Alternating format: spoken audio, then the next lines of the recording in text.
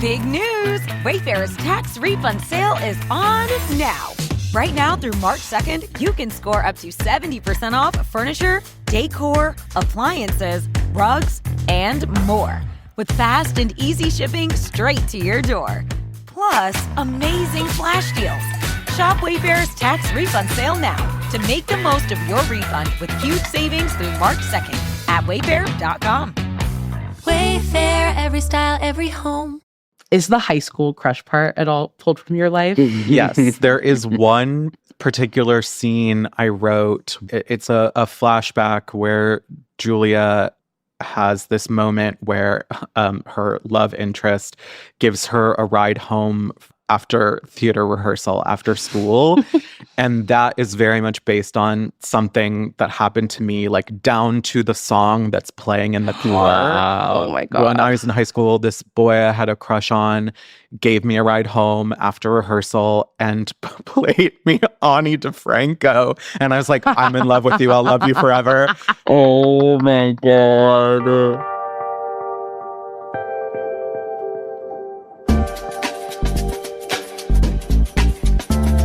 Ali, I have something to tell you. What is it?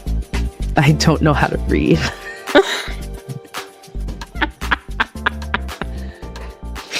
That's crazy. You've been faking it for so long. I faked my way all the way to Yale. You sent me so many books in the mail. Big books. I don't know how. I never learned. That's so crazy because I was actually just about to ask you if you've been reading anything fun lately. I've been working on The Hungry Caterpillar recently. Wait, that's so fun.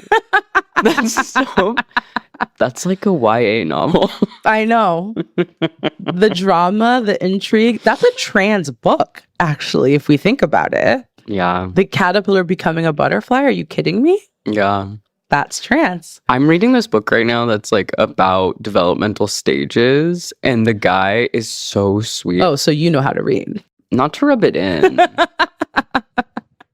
You're kind of like a on the low philosopher. It's very funny. I love like your philosopher side. Like Ali, like low-key reads theory like for fun sometimes. I'm like, that's crazy because if I was not in school, I would not be reading that shit at all. I just really like this book because it's about, I feel like there are developmental stages, but they like stop after like childhood. And this is a like an adulthood look. Oh. Like you continue to evolve. And he was like, a caterpillar is supposed to turn into a butterfly. And like that's a natural development, but a lot of people die as caterpillars. Like they get stuck in these stages and they don't like expand. And like, that is such a cute way to put it. That's a really cute way to put like our really emotionally stunted parents. No, like, yeah, it's cute, but it is it's like kind of dense. Like I ended up just like love like a theoretical once text, babe. every couple years though. Like that's when I can slot it in. Like I read a ton of fiction and then I'm like, I came to your house and I found 3 copies of Pedagogy of the Oppressed. Don't fucking lie to me right now. I'm with a teacher. Okay, that's why. Only one of those is mine. Ricky, that's sweet. I just started working on my dissertation. It's due tomorrow? Yeah, it's literally due tomorrow.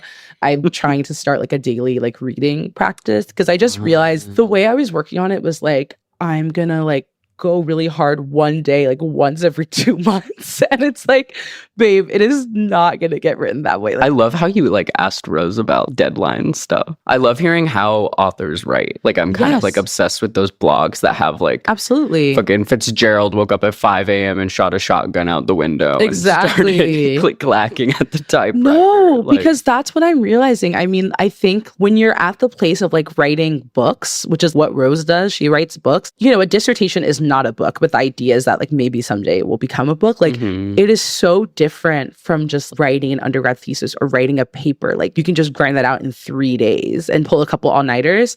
But like these kind of things where it's like 200 pages plus, like you have to figure out a routine and like consistency. And so it was so nice to talk to Rose because I feel like everyone works so differently. And I loved hearing like her method of just kind of needing to like go out to the woods and just like write. Totally. Yeah, she made like a very similar jump. So she was going from like articles, which I'm sure felt the same way as like papers, to full novel. Yeah, absolutely. Wow. But honestly, I'm also just looking for like, because my normal reading life is so boring and so academic, I've been on the hunt for like sexy summer reads, kind of like a sexy, like little steamy read that like I have trouble like putting down kind of thing. Totally. And Rose gave us like such good recs that I was like furiously writing down, and I can't wait to get into them. I feel like there's such a tradition of like trans author steamy read. I know. I'm just like, horny. okay.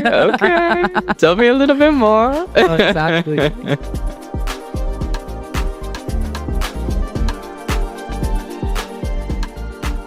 Hi, I'm Rose Dommu. I am a double Cancer, Taurus rising. She, her pronouns.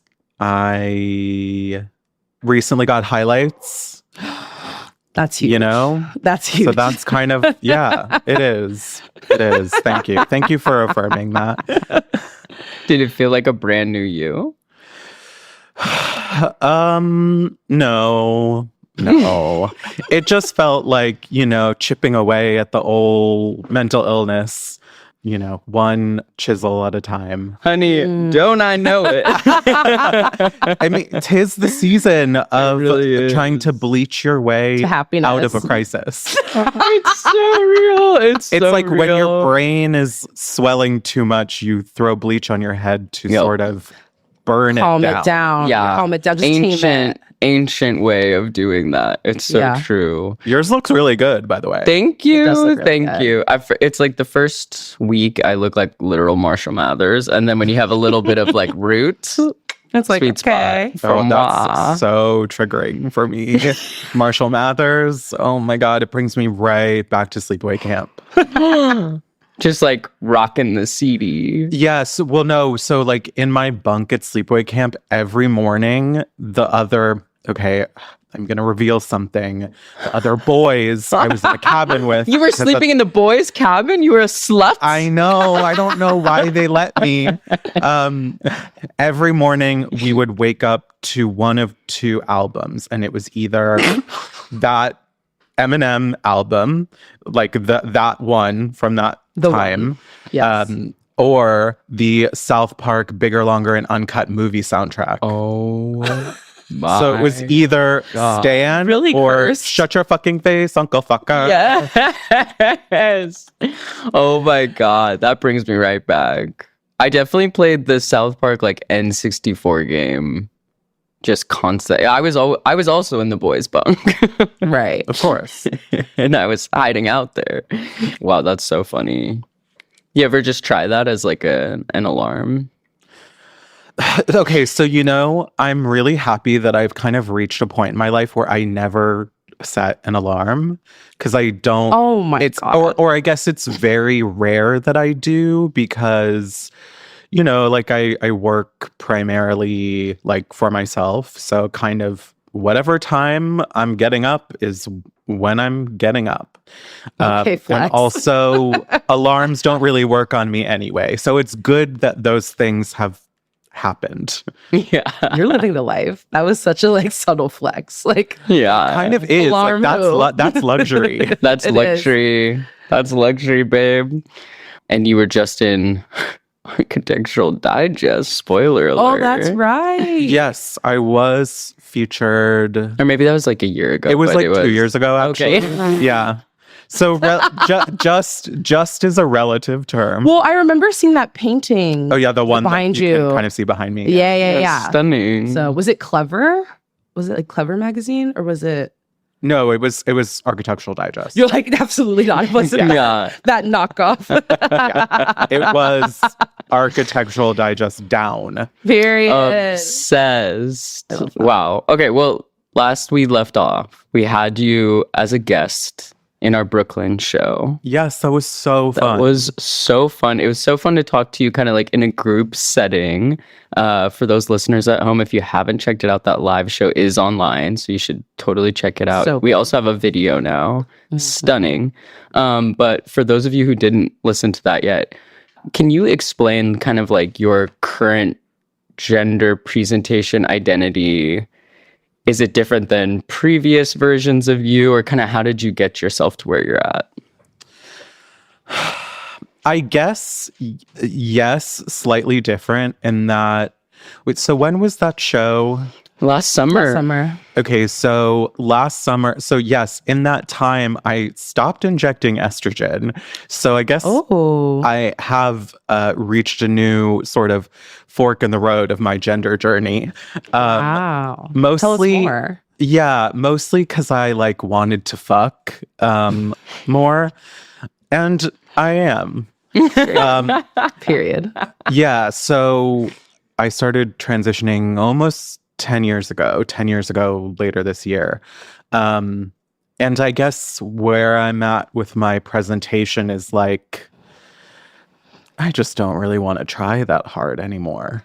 It's like, because so much of gender is about effort. And I'm very lazy. Which is something my therapist says that is not true and is like a lie I tell myself. Ooh. Yeah. I have a similar thing where I also think I'm very lazy, but like objectively do a lot. And like you objectively just came out with a novel. So I'm going to say that you're maybe not lazy. I know, like, but the thing is, like, yes, but it took me 2 years to write the novel. So to me, that's lazy. I'm like, I should have been able to do that in 3 weeks. Oh, that's something different. That's so funny. It's more, I guess what it is that I set these really high expectations of myself, and when I inevitably like can't meet them, I'm like, oh, this proves something intrinsic about myself, which is that I am lazy. Totally. And lazy is such an easy thing to think that you are, like in our kind of, capitalist, like rise and grind, kind of like hellscape. Yes, LGBT, let's get this. Yeah. Let's bread. Let's get this bread. LGTB. Let's get this bread quickly. Let's get this bread quickly in in Allah. Inshallah. Let's get this bread quickly, inshallah. Hell yeah. Hell yeah. Wait, sorry. Just to backtrack, you said you stopped injecting estrogen. Yes. Are you Yes. on the pill version, or you are off? So I actually just went to a doctor's appointment yesterday for the first time in a year and decided that I want to get back on pills. I have still been taking progesterone the whole time, but I definitely have noticed in the year some body fluctuations. So I think I want to introduce estrogen back into my life in a way that is not as invasive as sticking a needle in my thigh every week. Totally. You kind of got to the end of that. Yeah, I just, I did it for so long. And I guess part of the reasoning when I stopped was like, I wanted to be less dependent on things in general. I think also like particularly because the world is so scary and who knows what's going to happen to our access to gender affirming care. I was like, okay, I kind of want to test out like if I'll be okay if I don't have access to this. Wow. And like for the most part I have been.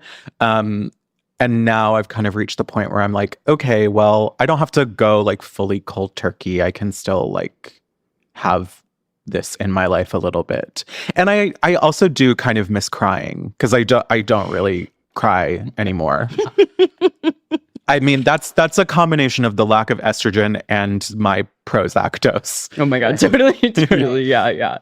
I just went off tea like maybe a few months ago, and I have like a similar thing where I'm just kind of like, oh yeah, now I do cry. Yeah. But just like navigating that kind of like hormonal imbalance and trying to find like your equilibrium again was kind of hard for me. But ultimately I was like, I do like this feels like the right decision for me. Yeah, I mean, it is, I guess sometimes you have to make those decisions of like, do I want to feel things? Because sometimes things will happen in my life, or I'll be like watching a sad movie, and the moment happens where I know I would or should be I should crying, be feeling something. and I right just now. like yeah. I like can't get it up. It's like I have it's like I can't get emotionally hard. You have CD. Yeah. Totally. I wanted to fuck and I can, but now I Right. can't cry. Wow. I mean, pick your poison. Yeah. Well, I have some friends, some T-girl friends who will like do a mix of like estrogen and testosterone for that reason. Whoa. Kind of like on their own. Yeah. Like kind of just like not going through their doctor, but just like kind of mixing and matching themselves. That's the future, baby. No, literally. Because I think like, yeah, similarly, like they were like, okay, estrogen's obviously feeling good, but it's like maybe I want to have like a little bit more libido. And so they'll do like some tea as well. So I'm like, wow. just mix Maybe and match. that's the Progesterone. scenario. Is progesterone the T blocker? So I don't actually know what it is. And I Right. think, I mean, We'll this look is it the up. thing with trans healthcare is like, no one really knows anything. Right. None of this has been implemented for long enough that anyone has definitive answers of what anything does. I got on progesterone because I had been told by a lot of people that it accelerated breast growth, and as I'm holding my boobs, as I often do when I need to feel comforted, I just like hold my breasts. When I need to fall asleep, I'll just like grab one. It's so And I nice. I definitely did notice that. And I do think there are some studies that have shown that like progesterone on its own is maybe like effective enough to suppress testosterone as estrogen. And I think I have found that to be true, but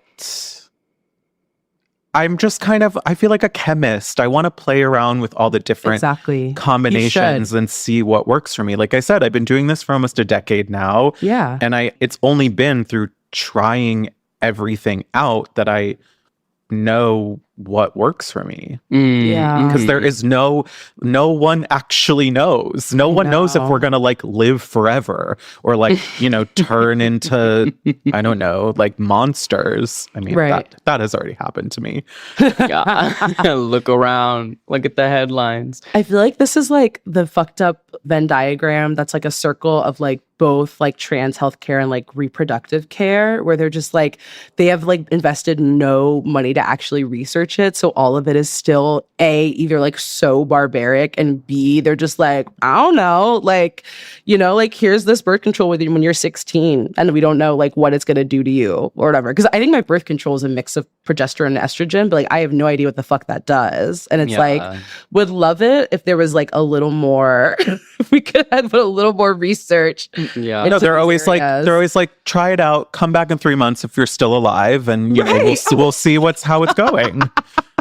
Totally. It's like, damn. I think like part of it is like underfunding and just like navigating healthcare providers and like finding a fit that's like a normal human being that you're talking to is like so Exactly. hard. But it's also like what we're after is very like a la carte. And so like not everyone is looking for the same thing. So Not it just, cookie cutter. yeah, it just makes sense that we're going to have to like go on something for a little bit. Okay, I got these changes. You're telling me those aren't reversible, so I can go off and I can just coast for a little bit. But it's just like, yeah, it's like no one's going to have as much attention to detail as you are about yourself. So you end up having to kind of like go rogue. And you're like, Yeah. I don't want to Yeah. be doing this.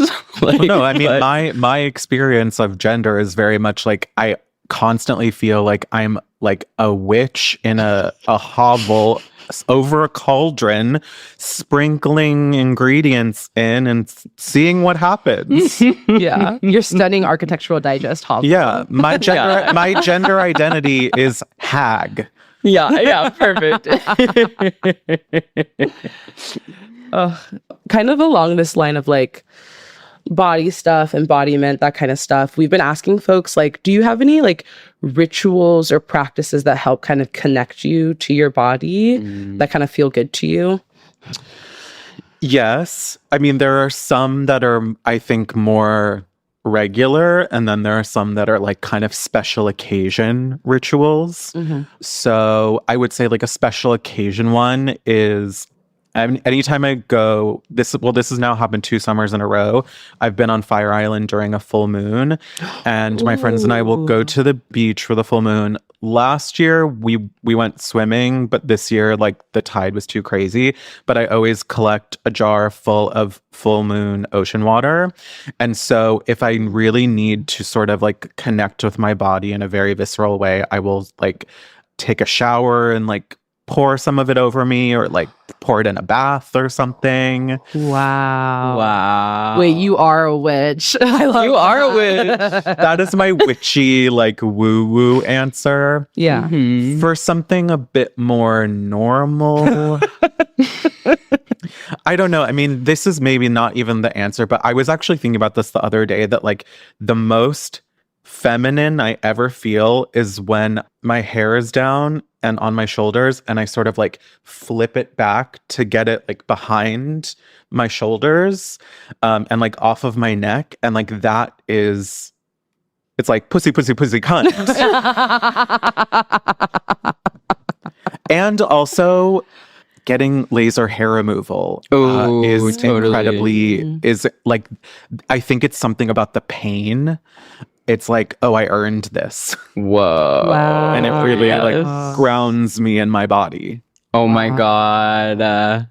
I feel like I remember the first time I bought kind of like baggier pants, like after kind of transitioning or being out. And the moment that I pulled them up and they essentially just fell right back down to where they were, I was like, ooh, it's like these movements you saw like the teen boys in your class do a million times, or like Yeah. the hair flip in like every movie. You know how like, I don't know, cis boys like in high school movies like take their shirt off that specific way? Do you know what I mean? Sorry. I'm watching like Ginny and Georgia right now. Do you guys know that show? Yeah, I do, It's but so I have no fucking idea what bad. it's about, because like it seemingly was like a, you know, like High quaint school. sort of like Gilmore Girls-esque Yes. mother-daughter thing. And then I saw someone tweet like, I can't believe they killed someone. There's on Ginny and murder. Georgia. I was like, what There's is the murder. show? My roommate walked past me and they were like, there's murder in the show. What I'm like, the yes. fuck? Anyways, sorry, tangent. But I just like that shit like will kind of get me in my feels of just like, I don't know if I want to be the boy or the girl in the situation, but Yeah, Totally. it's doing But- something for me. But yeah, I do feel like all of my like rituals are attached to hair in some way. Like Mm. as I mentioned, like getting highlights. I just think like hair is gender. It is. Hair is Um, everything. So I don't know, like the act of like putting my hair up in a claw clip, or like taking it out, or like doing braids, or, you know, anytime I'm going through a mental health crisis and I'm like, I need to dye my hair. I need Yeah. to get bangs. Yup. Oh, I love that. Just you in the mirror with the bleach. I now want like a fan edit of you in like slow motion, just like Oh my God. with the hair. I can make that happen. Send it to both of us. Yes, please. I feel like the main thing that we wanted to talk to you about was your book. It will be coming out the day that this is publishing, so it will be available to anyone who's listening. Yes. Can you tell us about it? Yeah. It is called Best Woman, and it is on its face a romantic comedy, but I kind of think of it more as like the romantic comedy is a Trojan horse to tell a coming of age story and a family drama. It's about a late 20s trans woman named Julia, which is an homage to Julia Roberts, because the book in a lot of ways is a send up of my best friend's wedding. In fact, when I first started writing it, the like Google doc that it was in was named My Best Trans Wedding. Incredible. And Julia has a brother that she's really close with. And right before she started transitioning, he asked her to be the best man at his wedding. So then when she transitioned, she became the best woman. And at the beginning of the novel, she finds out that the woman who was originally supposed to be her soon-to-be sister-in-law's maid of honor was kicked out of the wedding for being transphobic.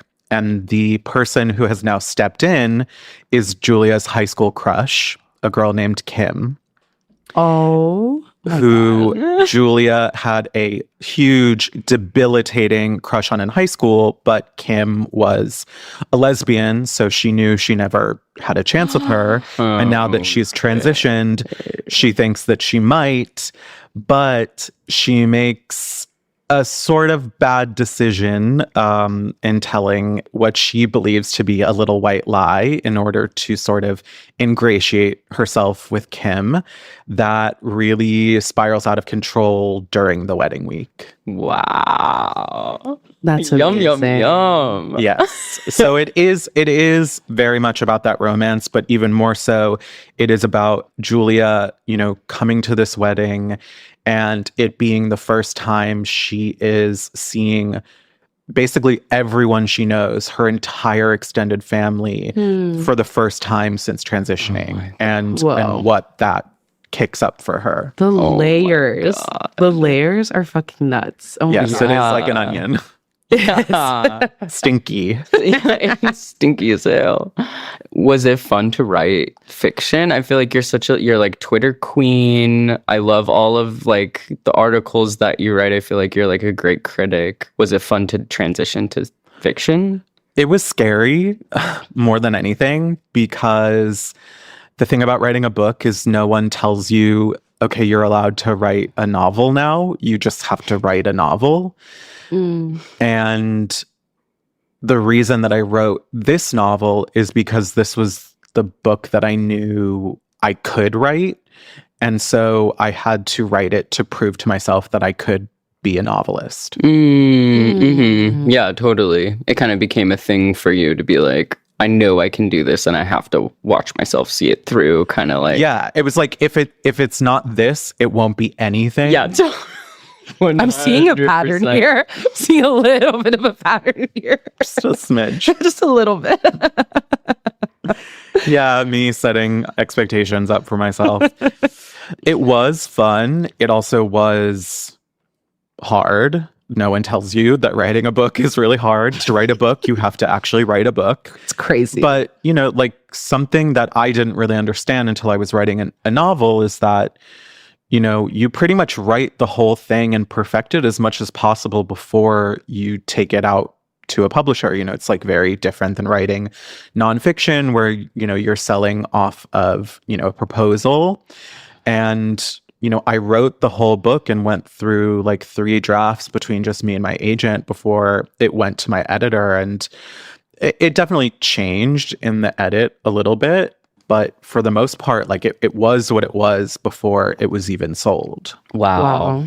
Yeah, that world is totally crazy. It is incredibly opaque, and there's so much I didn't understand and so many expectations and assumptions I had that have definitay I have learned since. Whoa, wait, like What's what? like one of those things? Yeah. Yeah. I guess like one of them is like I was like, oh, I'm gonna be flown around the country on a massive book tour, and they were like, well, you're not George R.R. Martin, so we'll do a launch party.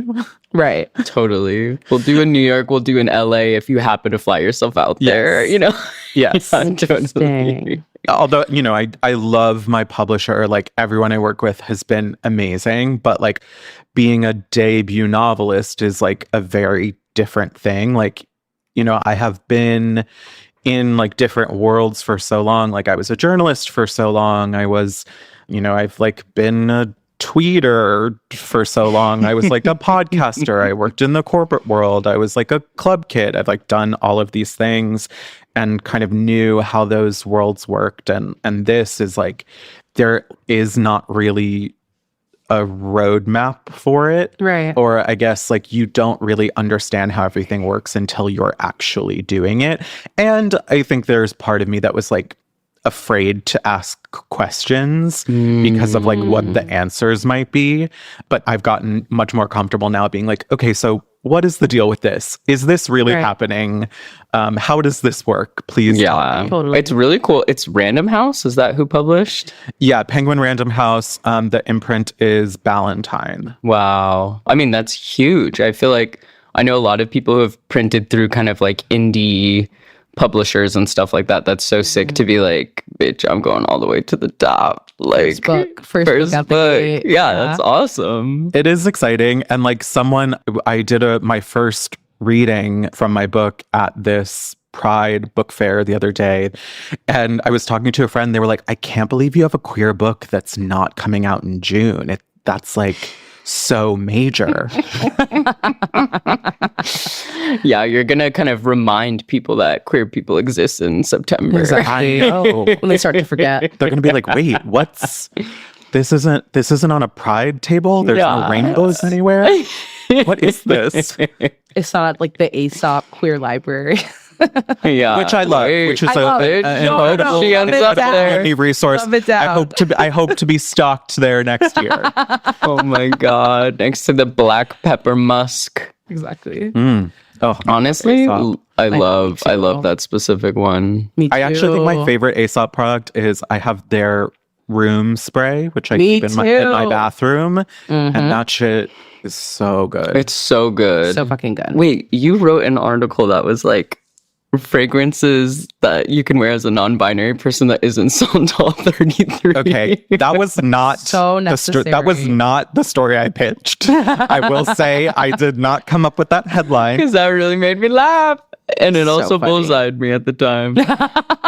Do you have $10,000 or more in credit card debt? Maybe you're even barely getting by making minimum payments. With credit card debt hitting record highs, National Debt Relief offers real debt relief solutions for people struggling to keep up. These options may reduce a large portion of credit card debt for those who qualify. You don't need to declare bankruptcy, and you may be able to pay back less than you owe, regardless of your credit. National Debt Relief has already reduced the credit card debt for more than 550,000 consumers. So don't wait. If you owe 10, 20, or even hundreds of thousands of dollars in credit card debt, you can now take advantage of this financial debt relief as the cost of living increases. To find out how much you could save, visit nationaldebtrelief.com. That's nationaldebtrelief.com.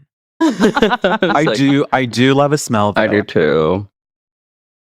Can I ask, is this based on a true story? Have you ever experienced this? My novel? Mm-hmm. Yeah, like any parts of it, maybe. Yeah, it is very loosely inspired by my own experience of going to my brother's wedding, like pretty early in my transition. But it is like totally fictionalized.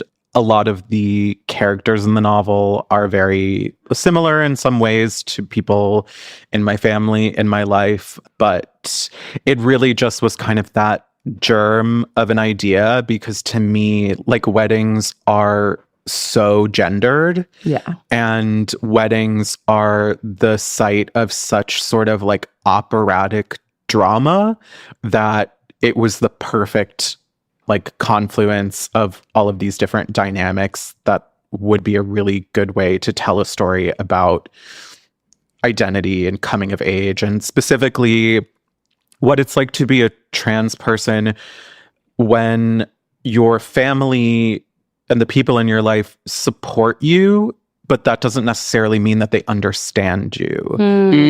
Totally. And because that's a huge difference. I mean, you know, we are really fighting for just acceptance. So then like once you get that, what's next? Because I do think a lot of people think that that is enough. Right. It's very like protect the dolls, like that's enough. Yeah.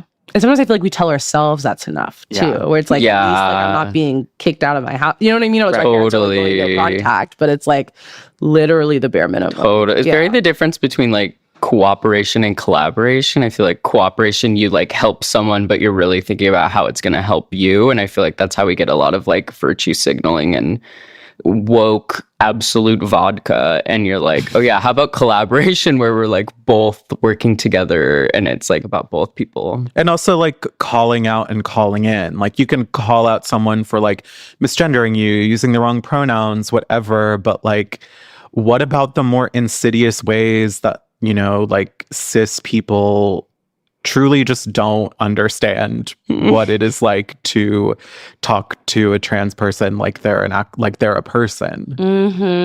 Yeah, the wedding like background, like that's so good because it's like even for cis people, I feel like weddings are like fucking like nightmares. It's a lot Hellish. for everybody. Hellish. It's a lot for everybody. It's like people from high school, and then like God forbid, like again, like you're the only queer person at a wedding. Like that's such a vibe. Totally. And then like having recently transitioned like adds this like whole other layer to it of like you're on stage.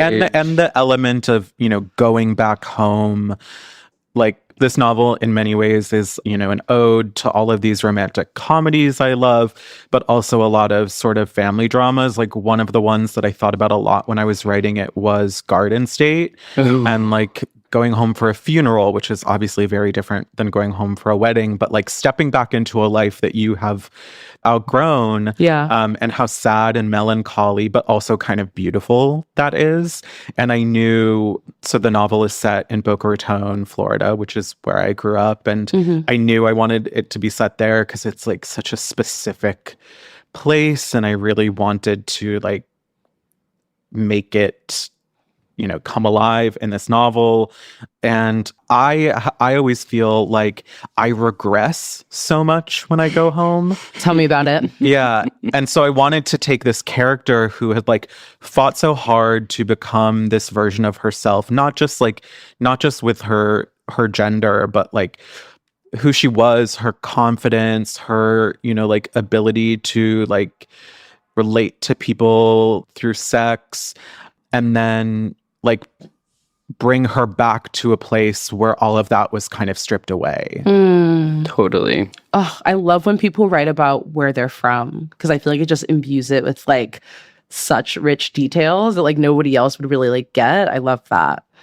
Is the high school crush part at all pulled from your life? Yes, there is one particular scene I wrote. It's a flashback where Julia has this moment where her love interest gives her a ride home after theater rehearsal after school.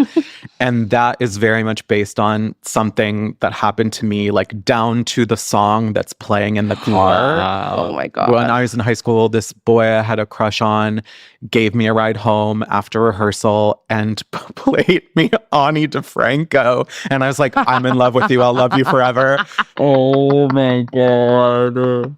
That's so good. I'm like, is she a trans woman? This person? Yeah, wait, literally. I haven't checked it. I haven't checked in, but it's possible. It's possible. What's That's tea? egg catnip. Yeah, exactly.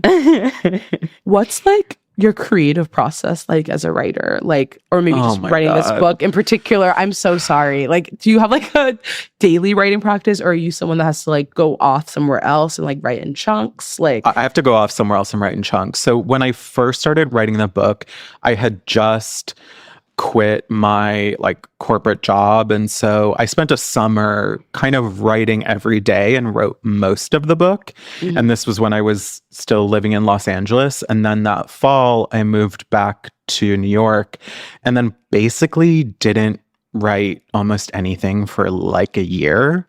And then one like bleak February, I was supposed to go out of town and the trip got canceled, and like no one knew I was still going to be in town. I didn't have any plans with anyone. And so I just locked myself in my apartment and finished the book over the course of a weekend. wow. And since then, that has kind of become my writing practice, like taking it myself out of my normal circumstances for chunks of time and just like writing in bursts of like as much as possible in really like dense chunks. So like I'm working on my second book now, and last summer I spent a couple weekends upstate where I would rent a house, go there alone, and spend like a week writing. And tried to pretty rigidly structure my days. I have learned that unfortunately, if I have to do anything else besides write, I can't write that day. I have to Yeah, I have exactly. to only write. I've had that realization too, where it's like if I'm doing anything else, like even walking to a cafe or getting lunch with someone, like I'm not writing that day. I have a very similar realization. If I have to answer an email, Not it's writing over. that day, It's that's over. it. Well, this is like very interesting. One of the guys in Monty Python, I remember, he had like a very vigilant assistant who like he could not be interrupted for any reason during the day when he was doing like sketch rewrites. And I'm just like, that's so ADHD. That's like 100% mine. Because when I am working through something and writing on it, every step that I've already taken has vanished. There's no way to like retrace my steps. Yeah. And so it just completely crumbles and I will have to start at the very beginning, which could be like hours of work to like redo. Totally. Yeah. When I'm writing, it's like I'm on do not disturb. I'm hopefully in the woods somewhere miles away from other human beings. Or if that's not happening and I am writing at home, I'm not talking to anyone for 24 to 48 hours. Yeah. I'm not like ordering takeout. I'm not leaving my apartment. I'm just there writing as much as I can. Ugh. I mean, this is literally why I'm home right now. I'm like attempting to be bi-coastal because I'm like, I cannot get any fucking work done on the East Coast. It's just like too much stuff. And so I try to come home and just like write like in my parents' house. But I'm so jealous of the people who have like a daily writing practice. Like Me they can too. just get into that space for like an hour every day. And I'm just People like, who okay, are like, fuck oh, you. yeah, I wake up at 6 a.m. and I write 1,000 My words and then I go to the pages. gym and it's like, fuck you. Yeah. What's that one real. book that's like red and it's like rituals of famous Artist's Way? authors? The Artist's No, Way. it's not the Artist's Way. Oh my God. I tried to start doing morning pages again and I just don't have the discipline for Okay, it. you know what did it for me is my roommate and I started on week 5. Because we're like, we've started and stopped the Artist's Way so many fucking times and we found out we'd both at least made it to 5. So let's just start For there. some reason, that helped me. Then I like actually finished it and it was beautiful. But it was like a decade of trying to do it without being able to. I don't want to do it because it's like I know I have so much more potential than I'm tapping into, and I don't want to know that. Like I'm like I want to be ignorant. You think Yes. it's going to be You like... know? Ignorance is bliss. Like I feel like I'm gonna know I could be doing so much better, and I don't want to know that. I just want to do the best I can. I think for me, it's the unstructured part of it. Like I can't just write stream of conscious. Like No. I need a prompt. I need need something to write Totally. towards. Do you guys have diaries? Because that's why I can't have a journal. Because Yeah. I'm like, this is okay. I judge my writing in my journal. I'm like, this is fucking stupid. Like, so that's why I can't write like That's so funny. like stream of consciousness. With morning pages, it helped me to just write, I don't know what to write. And just kind of like filler stuff because you do eventually catch some wave, at least one wave in 2 pages or 3 pages. At some point you're like, and that makes me think of this, and you end up somewhere weird. But it is just like garbaggio. I'm like, if anyone found my morning pages, they'd be like, you're psychotic. I know. It also makes my hand cramp. It does. It does. But it was I will say that the reason why I wanted to start morning pages again recently was because I bought a pretty new journal. That'll do it. That'll do it. That's going to do it every time. It's Absolutely. like I only want to write so I have an excuse to buy little a journal. cute journal to write it. Yep. Oh, absolutely. Yup. Crack that baby open. I was really curious about Fire Island and doll invasion. And like, what is Fire Island really like for the dolls? It has changed so much. I think specifically within the past couple years. When I started going to Fire Island years before I even transitioned, it was so rare to see any women, any trans people. It's like slightly different being in Cherry Grove versus the Pines. But yeah, in the Pines, it was like very cis, very mask. And in the past couple years that I've been going and like getting a house every summer with friends, I have noticed there are some times where it still seems like we're the only trans people on the island, but that is becoming less and less true. I think, unfortunately, part of it is about like having enough capital to actually like rent a house or like Right. being invited out to someone else's house, because so much about Fire Island is like, who are you inviting to stay over? Who are you inviting to come hang out? It's like, just, you know, invite trans people. And I mean, that's one of the great things about Doll Invasion, which was founded by my friend and podcast partner, Fran Tirado, which is like, it is literally just about making it as easy and accessible as possible for trans people to get to this space, down to like getting them on a bus or in a lift and to the ferry, and have someone waiting there at the ferry to walk them to where the party is. And so it is like, last year was the second year, but it was the first time I was there, because the first year I couldn't go because I saw Beyonce that day, and unfortunately Beyonce does come first. It was so incredible to look out and see literally hundreds of trans people on that island, like in specifically Reflections, which is this like legendary party house there that I have only been at, where it's like a ton of gay guys who are like, you know, G'd out and like looking for someone to breed. And instead, you know, you're looking out at all of these trannies who are also looking to breed, you know. It was so beautiful and magical, and I'm so happy that it exists. And I am happy that, you know, this beautiful island full of gay people, which is one of my favorite places in the world, is slowly becoming an easier place for trans people to access. And there are so many other organizations that have, you know, made that happen in other ways. Like BAFO is really amazing. Yeah. You know, like they bring incredible artists out for residencies there. There have been so many DJs and, you know, drag queens who have, you know, performed and played there for years. But yeah, it does feel different now in the way that like, now we're not just like guests of someone. Now we're the ones who get to like invite even more people there. Oh my God. And you're not just like tertiary, like, yeah. I love that. Wow, Yeah, that's like awesome. I was just there in May with friends, and the whole house of us, it was all trans girls. And it is the best feeling ever to be there, like on this beautiful island in a beautiful house. All of us like tits out by the pool, even though it was like cold and rainy most of the time. Still, you persisted. Yeah. And like, it's our space as much as it is everyone else's. And that's what I think people are starting to understand. It's like, these historically queer spaces are for all of us. Can we get like a little teaser of like the second book? Is it still a fiction? I don't want to say too much. Okay. But I will say it is fiction. I do plan to keep writing fiction, and also potentially do some like film and TV work. Yes, hopefully. I mean, we'll see. Maybe there will be a Best Woman movie. Yes. But my next book is a pretty hard pivot towards the kind of fiction that I grew up loving, which is a little spookier.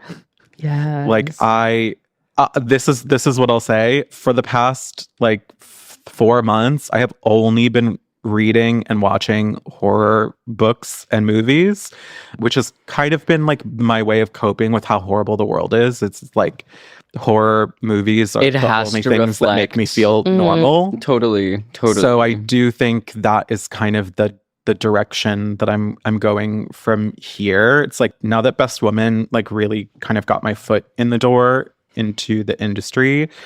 Let's get weird. Yeah, now that I proved to myself that I could write a book, like the book that felt the most kind of comfortable to write, the one that was like the closest to my life, now I'm ready to write some weird shit. Period. Yes. That's awesome. I really struggle to find fiction that I can like make it past like the first 50 pages. Like I just have not had anything I can really like sink my teeth into recently. Do you have any like fiction, Rex, or anything that you really enjoyed reading recently? Yes, absolutely. Recently, I read a really amazing novel called Our Share of Night, which is an, I believe, Argentinian horror novel that is like very queer. It is truly like an epic masterpiece. One of my favorite things I've read this year. I also recently just read The Unworthy by Agustina Bastarrica, who wrote Tenders the Flesh, which was a pretty popular novel a couple years ago. And it's about a bunch of nuns in a sort of like post-climate crisis world who like mutilate themselves. That was really cool. My most anticipated book of the year is Juno Dawson's next book, which is the final book in her trilogy of Her Majesty's Royal Coven, which is a book about witches, and it's like very trans and very queer. And I love her because she's someone who like her pop culture references are so, everything that she like intook is so clear in her writing. So someone who grew up loving like Buffy the Vampire Slayer, that is the book I'm the most excited about. And I just love reading novels by trans people. Like another of my favorite writers working right now is Gretchen Felker Martin, who wrote Manhunt and Cuckoo last year. I truly think she is like the trans Stephen King. I think we're in such an amazing moment of specifically trans fiction right now that I hope to be part of.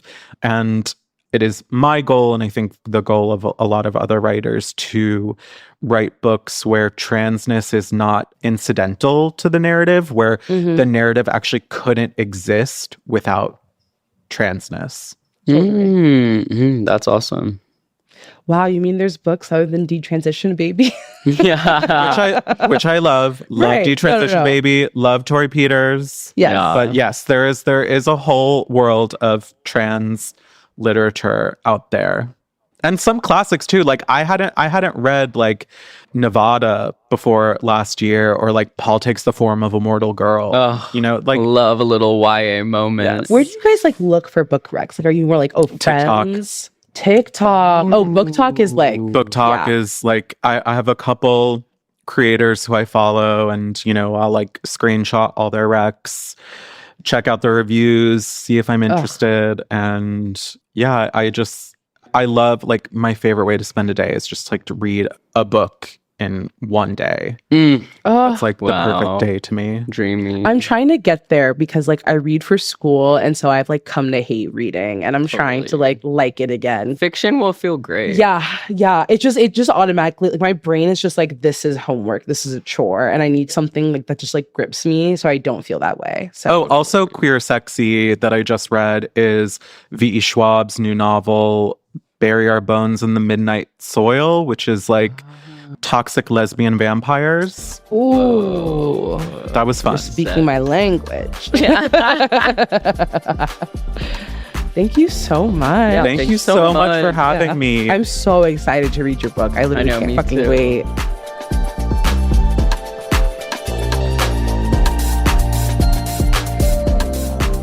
Thank you so much to Rose Dommu.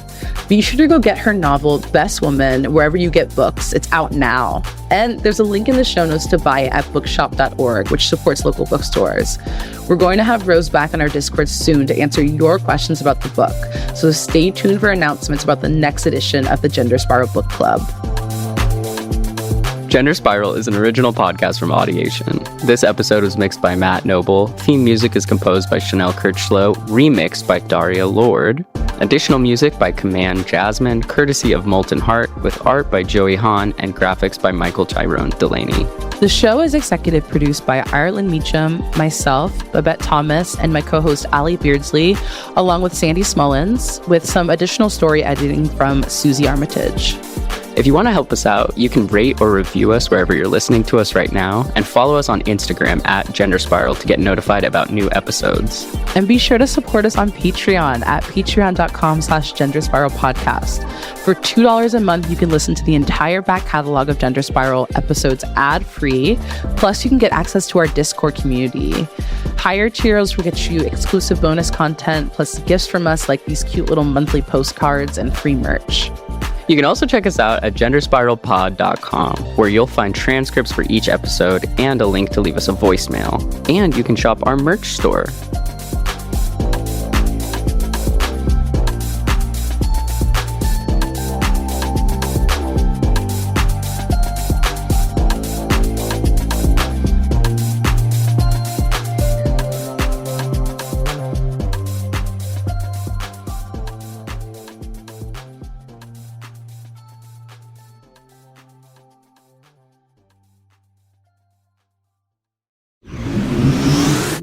location.